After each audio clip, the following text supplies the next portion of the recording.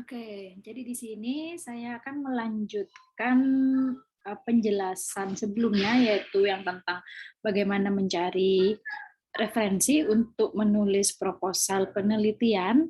Nah, di sini sepertinya masih kurang jelas berikutnya paper-paper itu mau diapain dan gimana nulisnya di proposal atau ditulisnya di bagian mana saja. Kemarin sebenarnya saya sudah jelaskan di bagian akhir-akhir, cuman ini saya coba buatkan outline-nya juga untuk membantu memudahkan kalian ketika menulis latar belakangnya setelah mencari paper-paper itu, ya.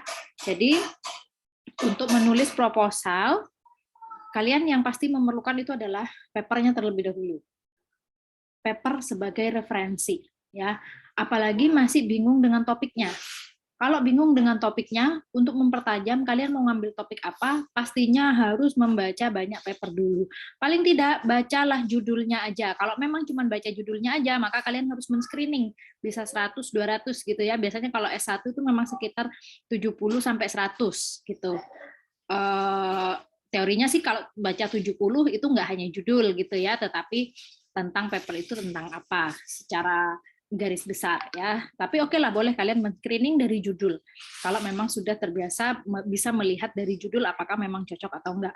Dari judul-judul tersebut, setelah membaca banyak judul, maka kalian kumpulkan, ini minimal 10 ya, ini sangat ringan karena mestinya tidak 10 ya, kalau sebenarnya itu kalau S1 ya bisa lebih dari itu sebenarnya gitu ya, apalagi untuk paper itu bisa sekitar 70 referensi nanti yang dipakai gitu, itu biasanya begitu.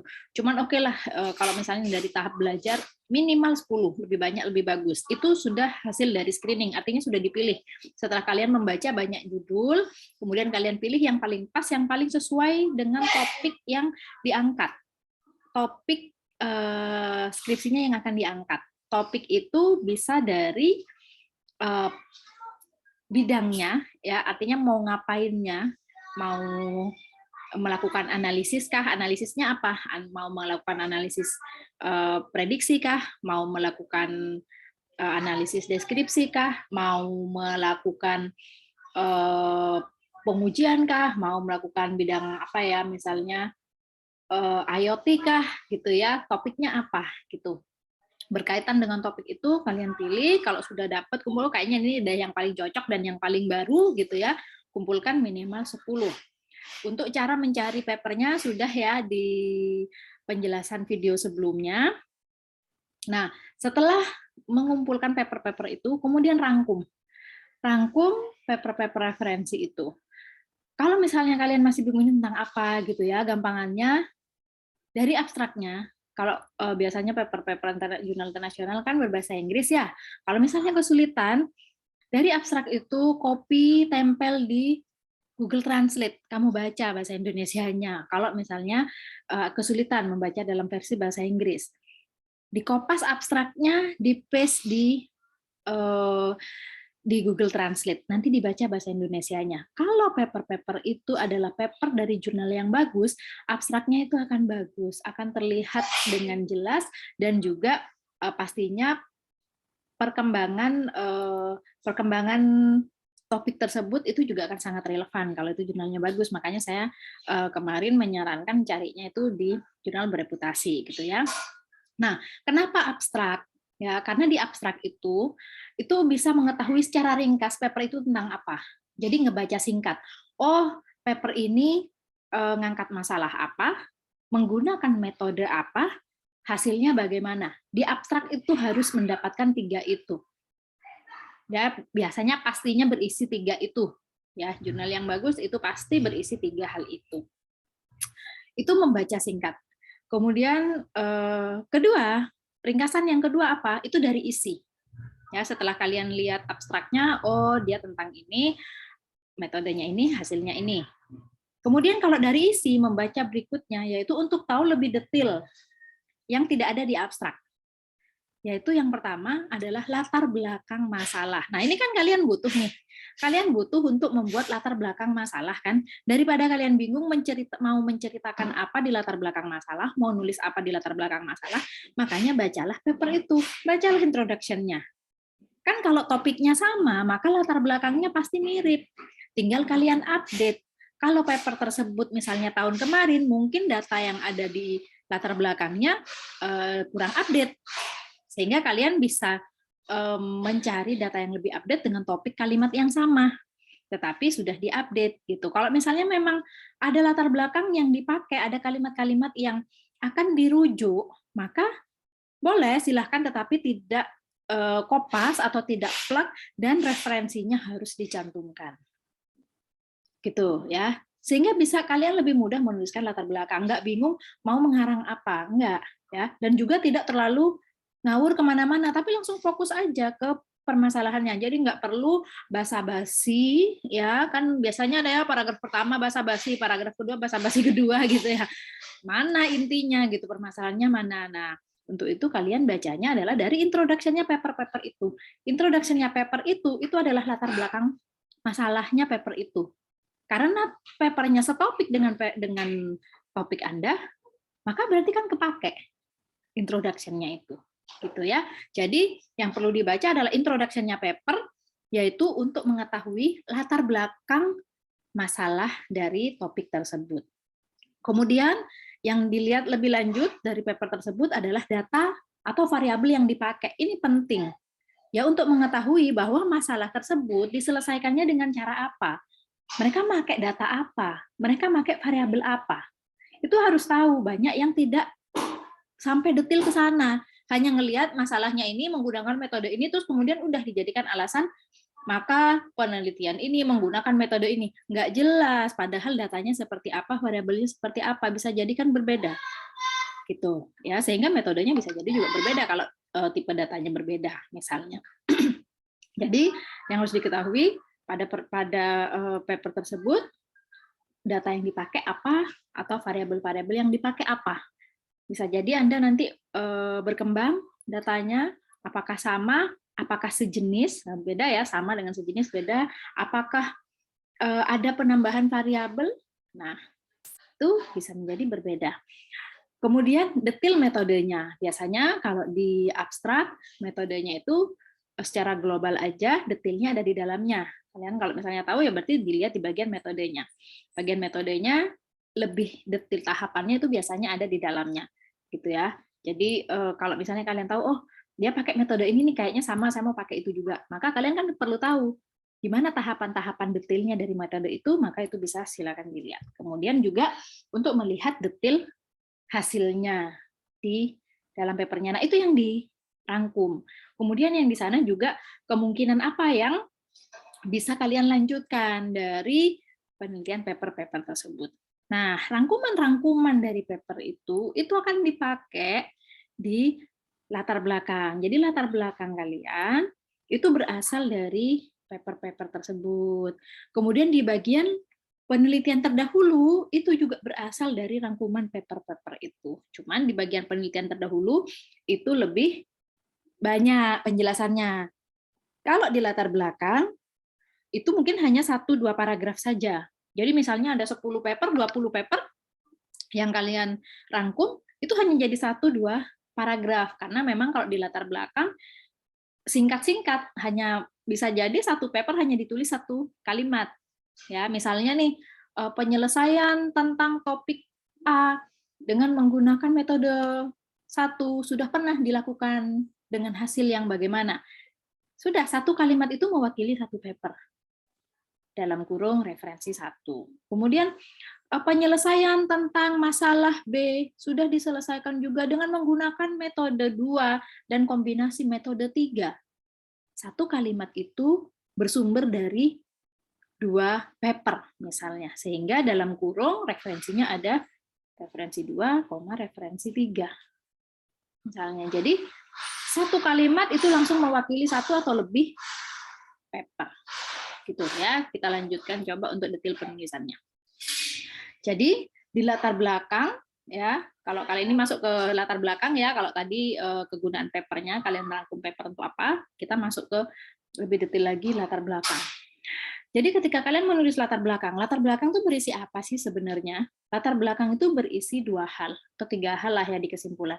Berisi 2 hal utama, yaitu yang pertama, alasan kenapa topik itu kamu angkat. Ya, kenapa mau meneliti tentang ini?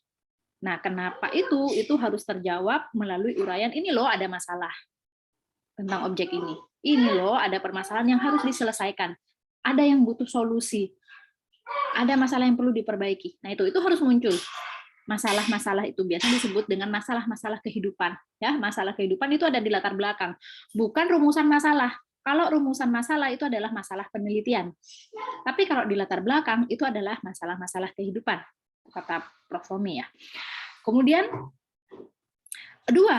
yang kedua di latar belakang itu juga berisi uraian penelitian sebelumnya yang saya jelaskan sebelumnya, yang saya jelaskan tadi ya.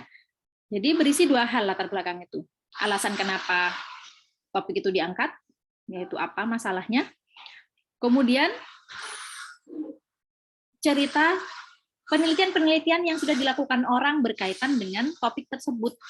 Nah, ini menjadi alasan penggunaan metode biasanya. Jadi kalau yang tadi menjadi alasan kenapa topiknya yang diangkat, yang kedua menjadi alasan kenapa menggunakan metode itu. Itu adalah pertanyaan umum standar yang memang harus dijawab. Kenapa mengangkat topik ini, masalahnya apa, kenapa pakai metode ini. Nah, itu semua butuh referensi. Setiap kalimat yang ditulis itu adalah referensi. Gitu ya, kita bahas satu persatu. Di latar belakang yang pertama, yaitu biasanya diuraikan tentang objeknya, tentang permasalahan topik yang diangkat. Biasanya berisi fakta-fakta masalah kehidupan yang terjadi. Bahwa itu memang suatu masalah, bahwa itu kalau dibiarkan menjadi semakin buruk, bahwa itu kalau tidak diberikan solusi maka menyebabkan masalah. Nah, jadi muncul fakta-fakta bahwa ya itu memang masalah dan penting untuk dilakukan perbaikan. Penting untuk dilakukan penelitian ini sebagai solusi. Menjadi penting untuk diberikan jawaban. Begitu-begitu. Ya. Kalimat-kalimat itu harus muncul. Tunjukkan bahwa memang itu menjadi suatu masalah yang juga dapat didukung dari data. Jadi selain fakta, juga bisa berupa data. Nah, fakta dan data ini didapatkannya dari mana? Ya dari jurnal itu tadi. Bisa jurnal. Kalau data mungkin bisa dari ini ya pihak terkait, misalnya apakah dari instansi kah, badan atau pemerintah atau dari asosiasi, misalnya terkait dengan objeknya. Misalnya tentang kopi, maka cari data tentang kopi berarti kan badan atau departemen ya yang tentang kopi nyarinya, apakah itu dari kopi kakao, puslit kopi kakao, atau dari dinas pertanian kah, atau dari sumber data negara kah, ya itu bisa dari mana-mana karena data berkaitan dengan data gitu kan. Kalau misalnya kesehatan mungkin dari dinas kesehatan kah, dari WHO kah, nah itu data berkaitan dengan data. Jadi latar belakang yang pertama itu terdiri dari fakta. Kalau fakta-fakta itu biasanya selain dari badan atau instansi yang tadi, departemen yang tadi, juga bisa berasal dari paper-paper. Tapi kalau data biasanya langsung terkait ke instansi atau departemen yang sesuai dengan objeknya, misalnya. Ya. Kemudian kalau untuk referensi paper di latar belakang yang pertama ini, referensi papernya itu bisa dari mana saja. Ya, artinya tidak harus selalu topik keilmuannya ilmu komputer aja. Tetapi misalnya kalau kayak tadi, kopi misalnya, berarti jurnalnya bisa aja dari jurnal pertanian, karena misalnya dari jurnal pertanian muncul permasalahan. Kesehatan mungkin dari jurnal-jurnal kesehatan, karena yang tahu tentang objek tersebut kan pastinya adalah jurnal-jurnal kesehatan. Nah, itu boleh. Topiknya di luar komputer science boleh, karena terkait dengan objeknya. Itu boleh referensinya.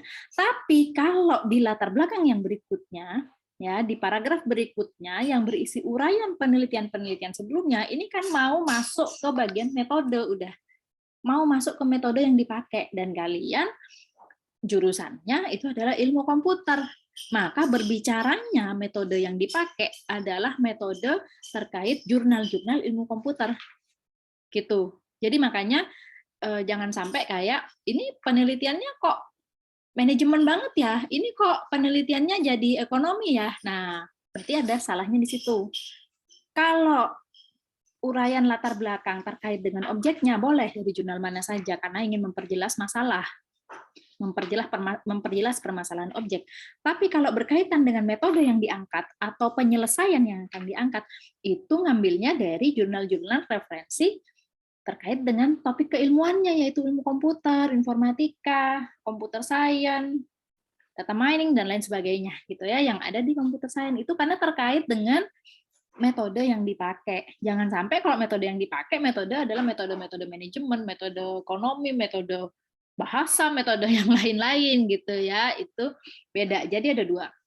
Nah, berkaitan dengan latar belakang yang berisi uraian penelitian-penelitian sebelumnya, maka yang perlu dimasukkan itu adalah perkembangan penelitian-penelitian yang mengangkat atau menyelesaikan topik itu makanya metode apa sih gitu. Jadi penelitian tentang prediksi produktivitas pertanian kopi atau sistem rekomendasi pemilihan lahan perkebunan kopi atau identifikasi penyakit tertentu dengan menggunakan image processing. Nah, topik-topik itu cari penelitian yang melakukan penelitian terkait penelitian itu mana saja. Untuk tahu mana saja ya tahunya dari paper, bukan skripsi ya.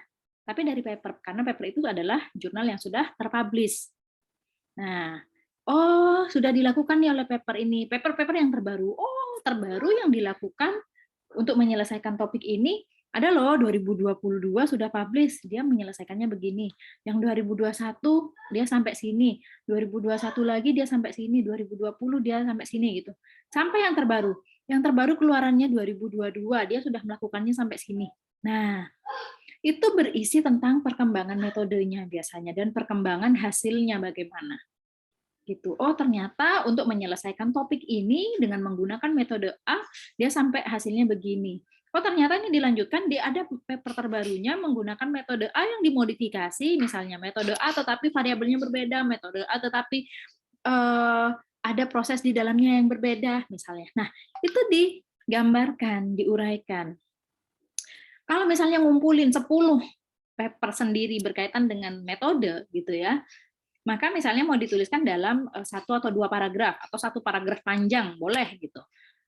Berarti 1 kalimatnya itu mewakili 1 paper, atau bisa mewakili 2 paper, seperti saya jelaskan tadi pertama. Jadi, penelitian terkait dengan topik A ini sudah dilakukan, gitu kan. Permasalahan topik A ini diselesaikan dengan menggunakan metode B, ternyata menghasilkan begini dari referensi 1. Penelitian yang lain juga menggunakan variabel yang berbeda dengan menggunakan metode lain lagi misalnya, atau menggunakan metode yang sama tetapi apanya yang berbeda misalnya. Pokoknya ceritakan dari referensi itu ngapain. Makanya tadi perlu membaca referensi itu dari abstrak yang singkat supaya bisa menuliskan dalam 1 kalimat. Nah, itu ditulis di dalam 1 paragraf yang berisi alasan metode itu tadi, yaitu perkembangan penelitian dengan topik terkait. Bahwa topik-topik tersebut sudah dilakukan loh penelitiannya, ini. Nah, setelah diuraikan penelitiannya, perkembangannya gimana, baru terakhir, paragraf terakhir biasanya taruh di bagian akhir latar belakang, berisi kalimat kesimpulan dari uraian permasalahan dan referensi penelitian sebelumnya, maka penelitian ini akan mengangkat apa dengan metode apa. Gitu, karena sudah terjawab. Kenapa diangkat topik itu? Terjawab di bagian latar belakang yang atas. Kenapa menggunakan metodenya? Terjawab di latar belakang yang berikutnya. Sudah, seperti itu. Jadi yang latar belakang yang atas-atas semuanya ada referensinya. Yang tidak ada referensinya hanya kalimat terakhir, karena kalimat terakhir adalah kalimat akan, yang masih akan dilakukan, bahwa penelitian ini akan melakukan apa-apa-apa, itu nggak ada referensinya. Coba lihat di paper. Gitu, begitu ya. Nah, untuk lebih jelasnya tentang penelitian sebelumnya itu ada di bab berikutnya, yaitu bagian uraian penelitian terdahulu. Itu yang dijelaskan lebih detail yang ini tadi, yang ini loh dari isi, yaitu lebih detail tentang masalah yang diangkat, data variabel yang dipakai, ya, atau dataset yang dipakai, kemudian detail metodenya seperti apa dan detail hasilnya seperti apa, itu ada tergambar di uraian penelitian terdahulu yang di bab 2 gitu. Ya, mungkin di situ juga ada apa yang memang diperlukan, apakah memang lokasi diperlukan, jika memang diperlukan gitu ya, yang terkait lah pokoknya hal-hal yang penting, bukan hanya sekedar menggunakan metode apa, hasilnya bagaimana. Kadang yang diuraikan panjang-panjang tapi nggak dibutuhin sebenarnya, nggak perlu gitu. Nah, itu yang harus bisa melihat. Dan itu kalau mau melihat contoh-contoh gitu memang harus baca contoh-contoh paper gitu. Kalau membaca, melihat paper-paper sebelumnya, maka biasanya menulisnya akan lebih bagus gitu. Tapi kalau kurang membaca papernya, maka tulisannya juga akan kurang bagus. Gitu ya, semoga dengan ini bisa membantu kalian dalam menulis lebih baik lagi.